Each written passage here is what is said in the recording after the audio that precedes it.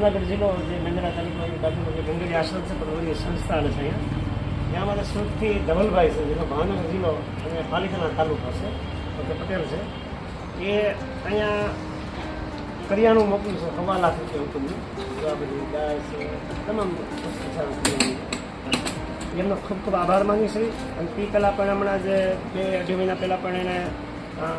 2-2.5 લાખનું કરિયાણું આપ્યું હતું અને 70,000ની ગાયો માટે નિર્ણય આપ્યો છે હા અને દર મહિને અહીંયા ફોન કરે છે અમને 1 લાખ 1.5 લાખ 2 લાખનું જે કરિયાણું જોઈએ એ અમારે ત્યાં છે એનો ખૂબ ખૂબ આભાર માની છે એના પરિવારનો પણ ખૂબ ખૂબ આભાર માની છે કે આજે અહીંયા 260 કરતાં વધારે પ્રભુજીની જે સંખ્યા છે આજે એને જમાડવા માટે એ જે યોગદાન દઈ રહ્યા છે દાતાશ્રી એનો ખૂબ ખૂબ આભાર ભગવાન એનો ખૂબ સારું કરે ગંગેડીનો પીર પ્રભુના પીરને માગેલ પ્રાર્થના કરવી એના જીવનમાં ખૂબ આગળ વધે એમનો પરિવાર સુખ શાંતિ રહી પ્રાર્થના કરીશું અને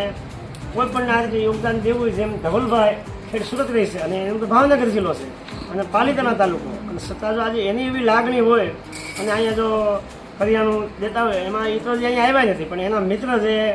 આપણે તમે તેલની એડવર્ટાઈઝ સાંભળી છે ભાઈ પટેલ છે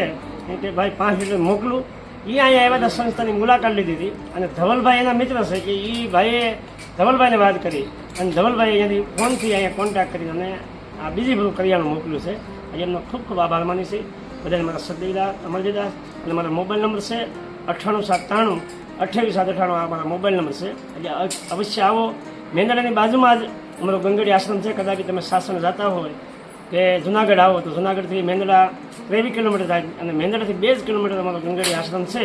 પ્રભુની જગ્યા છે રામદેવીનું મંદિર છે અને ત્યાં આ સંસ્થા આલસ પ્રભુજીની તો આવો આ આશ્રમની મુલાકાત લ્યો સંસ્થાની મુલાકાત લ્યો તમને ખ્યાલ આવે કે અહીંયા કઈ રીતની સેવા લીધી છે